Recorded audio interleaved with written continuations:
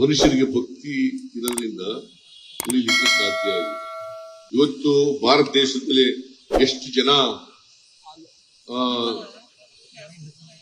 ದಾಳಿ ಮಾಡಿದ್ರು? ಯಾಕೆ ನಾವು ಭಾರತ ಒಟ್ಟಾಗಿ ಉಳ್ಕೊಂಡಿದೀವಿ? ಕಾರಣ ಇದಕ್ಕೋಸ್ಕರ.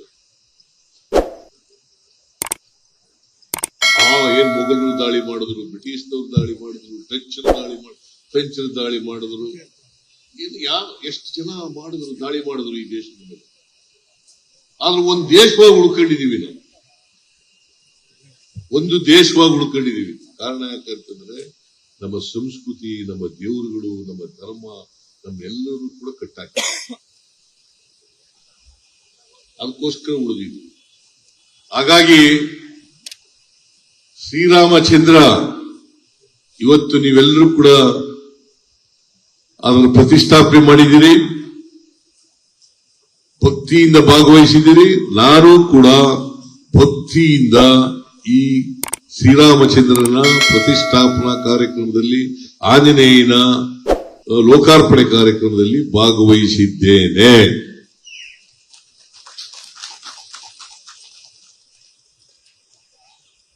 ಈಗ ಜೈ ಶ್ರೀರಾಮ್ ನಾವು ಹೇಳಲ್ವಾ?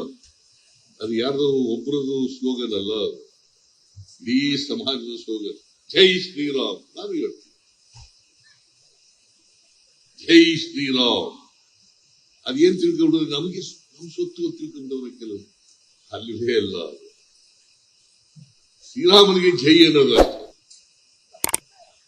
ಎಲ್ರೂ ಹೇಳ್ಬೇಕು ಜೈ ಶ್ರೀರಾಮ್. ನೀವ್ ಹೇಳಲ್ವಾ?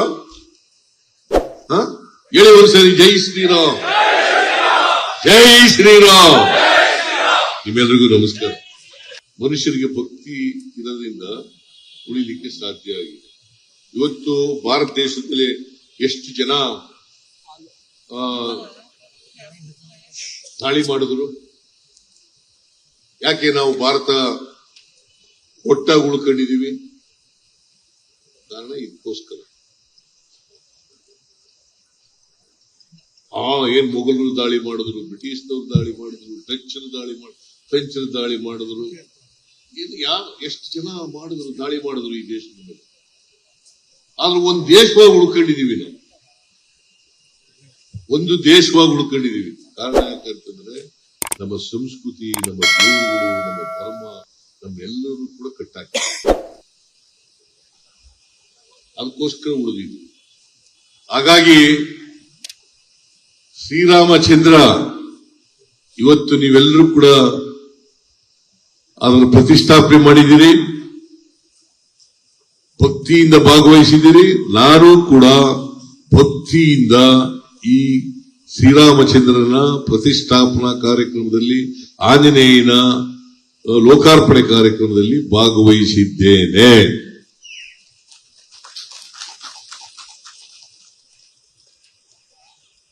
ಈಗ ಜೈ ಶ್ರೀರಾಮ್ ನಾವು ಹೇಳಲ್ವಾ? ಅದು ಯಾರ್ದು ಒಬ್ಬರದು ಸ್ಲೋಗನ್ ಅಲ್ಲ, ಇಡೀ ಸಮಾಜದ ಸ್ಲೋಗನ್. ಜೈ ಶ್ರೀರಾಮ್ ನಾವು ಹೇಳ್ತೀವಿ, ಜೈ ಶ್ರೀರಾಮ್. ಅದೇನ್ ತಿಳ್ಕೊಂಡ್ರೆ ನಮಗೆ ನಮ್ ಸೊತ್ತು ತಿಳ್ಕೊಂಡವ್ರೆ ಕೆಲವು, ಅಲ್ಲಿವೇ ಅಲ್ಲ. ಶ್ರೀರಾಮನಿಗೆ ಜೈ ಅನ್ನೋದು ಅಷ್ಟೇ.